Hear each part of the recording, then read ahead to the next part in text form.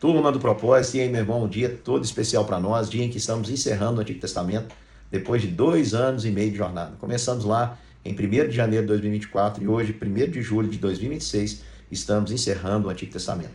Dia daqui é combinado, quando nos depararmos com um livro com 5 capítulos ou menos, nós vamos meditar em um só dia, para a gente dar conta de terminar a Bíblia em 3 anos. Amanhã já entramos no Novo Testamento e amanhã também temos a nossa super live com sorteio. Preste atenção, meu irmão, 5 Bíblias de estudo serão sorteadas, você não pode perder. Então vamos lá, sem demora, ouvir o que o Senhor tem para nos ensinar através do último profeta do Antigo Testamento, o profeta Malaquias, que é o último, irmãos, inclusive em cronologia, provavelmente foi contemporâneo de Neemias, porque ele denuncia os mesmos pecados. E o profeta Malaquias, o conteúdo do livro do profeta Malaquias, seu nome quer dizer meu mensageiro. Há um debate se Malaquias de fato existiu ou se ele era um profeta anônimo. Eu acredito que é um profeta realmente que possuía esse nome, denuncia o pecado do povo, e ele faz isso em forma de perguntas. O Senhor afirma, o povo pergunta, o Senhor responde. O livro é fácil de entender por causa desse seu estilo. E o profeta Malaquias, ele traz para nós um cenário, irmãos, que nos deixa entristecido, porque mostra que o povo, mesmo depois de ter sofrido, ter ido a cativeiro, ter voltado do cativeiro, nós sabemos que Malaquias profetizou depois de Ageu e Zacarias, porque lá o problema de Ageu, que ele denuncia, era que o povo não havia construído o templo. Aqui em Malaquias o templo já está pronto. O templo está pronto, as estruturas da cidade estão novamente de pé, mas o coração está vazio perante o Senhor. E o Senhor, então, traz uma palavra duríssima para esse povo, que mesmo depois de todo o sofrimento, ele continuou desobedecendo ao Senhor. E a palavra que Malaquias traz é: eu vos tenho amado, diz o Senhor, é uma afirmação. E aí a pergunta do povo: mas vós dizeis, em que nos tens amado? E aí Deus mostra, através do profeta, a história de Esaú e Jacó. Ele diz: não era Esaú irmão de Jacó? Diz o Senhor: todavia amei a Jacó e odiei Esaú. Por que o Senhor faz uso desse recurso? Porque Jacó era de fato o ascendente, era aquele que era o pai de toda a nação de Israel. Jacó teve seu nome mudado para Israel. Israel era o povo de Deus, as 12 tribos de Israel. Israel era o nome que Deus deu a Jacó. Jacó significava enganador, Israel significa príncipe. Deus escolheu o que não era, porque se você comparar Jacó e Esaú, Esaú era muito melhor, irmãos. Esaú era um caçador, parece que era um cabra macho, sim senhor, era o preferido do seu pai, era o mais velho, era um homem zarrão. No entanto, Jacó era um homem apagado, um homem pacato que vivia em tendas, protegido da mamãe, tudo indica isso, mas o Senhor escolheu aquele que não era, no lugar daquele que se achava alguma coisa. E esse critério do Senhor, irmãos, ele prevalece. O texto ainda diz que se Edom disser, nós fomos destruídos, mas nós vamos nos reedificar novamente, o Senhor diz, eu vou destruir vocês. Porque o arrogante, ele não permanece na presença de Deus, o Deus que escolheu, por sua graça, aqueles que nada são, como eu e como você. Por isso, meu irmão, nós deveríamos ser compelidos a demonstrar ao Senhor gratidão e honrá-lo. No entanto, nós não fazemos isso. E o texto vai mostrar que o templo que estava reconstruído tinha agora pessoas servindo no templo, mas eles estavam desmerecendo o Senhor. O Senhor diz assim no versículo 6, o filho honra o pai e o servo ao seu senhor. Se eu sou o pai, Deus está perguntando, se eu sou o pai, onde está a minha honra? Os sacerdotes desprezam o meu nome. E aí vem a pergunta, no que nós temos desprezado o seu nome?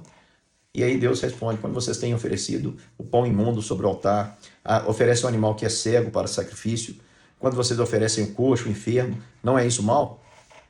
Se você oferecesse para uma liderança humana, será que ele aceitaria? Preste atenção, irmãos, por que Deus exigia que o sacrifício fosse o melhor, um animal sem defeito, o melhor dos animais deveria ser oferecido? Havia todo o critério, devia ser macho, sem defeito, sem mancha, não podia estar coxo, nem cego, nem doente. E o pessoal estava recebendo, os sacerdotes estavam recebendo esses animais e oferecendo ao Senhor, e ainda diziam, nossa, que canseira que nós estamos. Eles estavam cansados desses rituais, para eles aquilo ali não fazia sentido nenhum, e eles estavam fazendo a obra do Senhor relaxadamente. Preste atenção, irmãos, por que Deus exige que os animais sejam perfeitos? Se ele não come carne, se ele não bebe sangue, se isso era apenas um símbolo. É porque é um símbolo que aponta para Cristo. Meu irmão, Cristo é o Cordeiro de Deus que se sacrificou por nós da história, é o Cordeiro de Deus que tira o pecado do mundo, ou seja, Cristo é o melhor de Deus. Quando a gente diz que o melhor de Deus está por vir, está errado. O melhor de Deus já veio e é Cristo. E Deus entregou o seu Filho por nós. Esses sacrifícios apresentados no Antigo Testamento deveriam glorificar, porque apontam para a solução que Deus trouxe para nós, que é o próprio Cristo. E esse hábito de oferecer o animal doente, o cego, o manco, mostra que os homens estavam tentando enganar o Senhor. E isso é zombar de Deus. Irmãos, de Deus não se zomba, e maldito é aquele que fizer a obra do Senhor relaxadamente. Ou seja, Deus conhece o homem. E Deus sabe que se no seu coração você tem uma gratidão tão grande pelo amor dele, que você está disposto a oferecer o seu melhor. Não adianta, meu irmão, você dizer que quer dar o seu melhor para o Senhor e não viver isso na prática. Deixar para Deus apenas o resto. Tentar enganar o Senhor.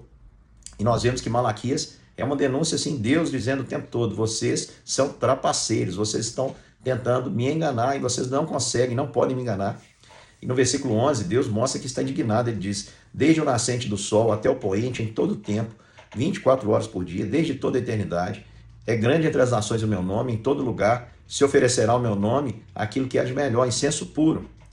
E dizeis também, eis aqui que canseira, e o lançastes com desprezo, ou seja, os sacerdotes estavam fazendo aquilo com desprezo, como se não fosse um privilégio servir o Senhor. E o Senhor diz, pois maldito seja o trapaceiro que, tendo o macho no seu rebanho, promete oferecer ao Senhor um que tem defeito, porque eu sou grande, diz o Senhor dos Exércitos, meu nome é temível entre as nações. O Senhor está dizendo, maldito é aquele homem que, mesmo sabendo de tudo, todo o meu amor, porque desde o começo o Senhor diz, eu tenho amado vocês. E vocês perguntam no que eu tenho amado vocês? Eu amei vocês quando vocês não eram nada. E mesmo vocês experimentando o meu amor, vocês não têm a capacidade de me entregar aquilo que é melhor. Então ele diz, maldito é o trapaceiro, que promete com seus lábios oferecer ao Senhor aquilo que é melhor e entrega aquilo que é defeituoso. Meu irmão, do Senhor não se zomba, com o Senhor não se brinca. Então eu quero trazer para você aqui algumas aplicações. Saiba, meu irmão, que Deus escolheu você por graça, não pelo seu mérito. Eu e você somos Jacós, somos pecadores, somos enganadores. E não sendo nada, o Senhor nos amou. E nisso ele mostra o seu amor para conosco, pelo fato de ter Cristo morrido por nós quando éramos pecadores. Deixe o desleixo de lado, meu irmão. Não faça a obra do Senhor relaxadamente. É melhor você não fazer.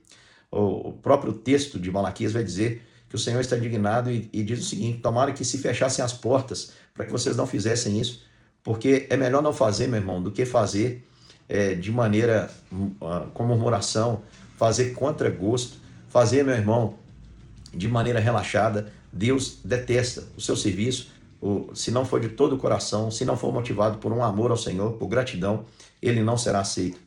E abandone, meu irmão, a postura de trapaceiro. Com Deus não se brinca, de Deus não se zomba. Se um dia você prometeu dar a Deus o seu melhor, meu irmão, faça isso hoje, porque o Senhor, o seu nome é exaltado sobre toda a terra, é grande entre todas as nações.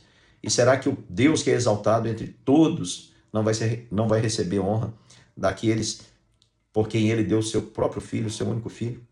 Que Deus te abençoe, meu irmão, e até daqui a pouquinho para mais um capítulo das Escrituras.